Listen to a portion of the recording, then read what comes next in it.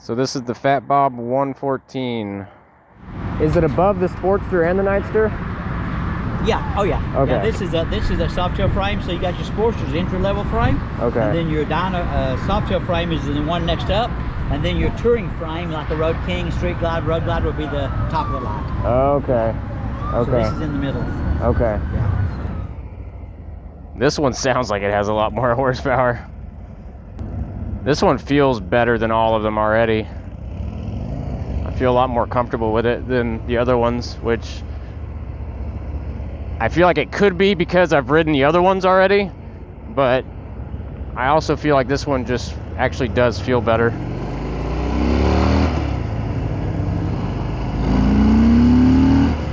Woo. This one sounds better, that's for sure. It's got a throaty noise to it.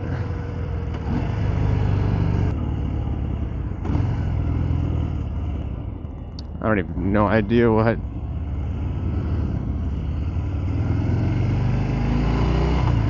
No idea what gear I'm in. Okay, maybe there's the gear. It's really hard to see though on your dash to tell what gear you're in. So that kind of sucks. But I see it now. So now once I know where it's at, then it's a little bit easier to know.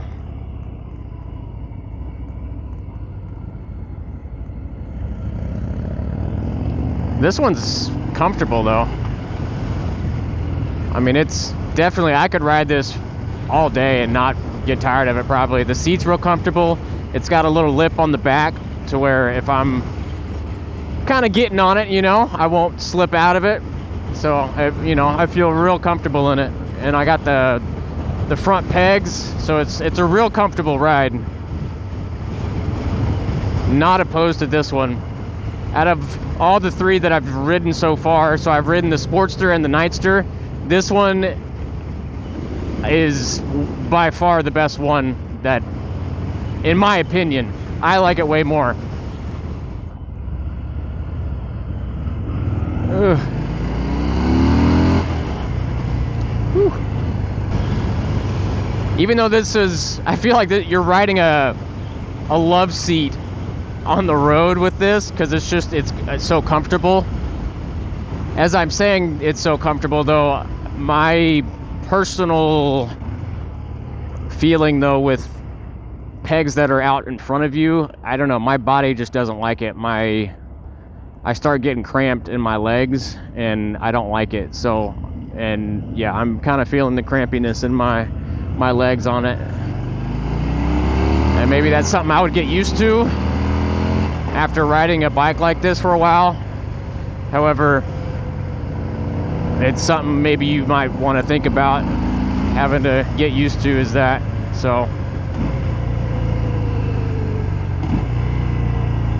yeah, I don't know, from this short little ride, I like this bike though, even with the whole little crampiness in the legs. And one cool thing that he said was that if you turn the blinker on and you turn, it actually goes off in the turn, or with the turn, so you don't have to press it again to make it go off. So that's pretty neat.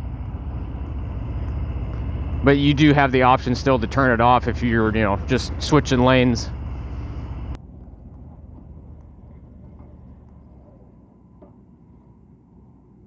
Man, you really have to lean the bike over to the right though to put it on the kickstand.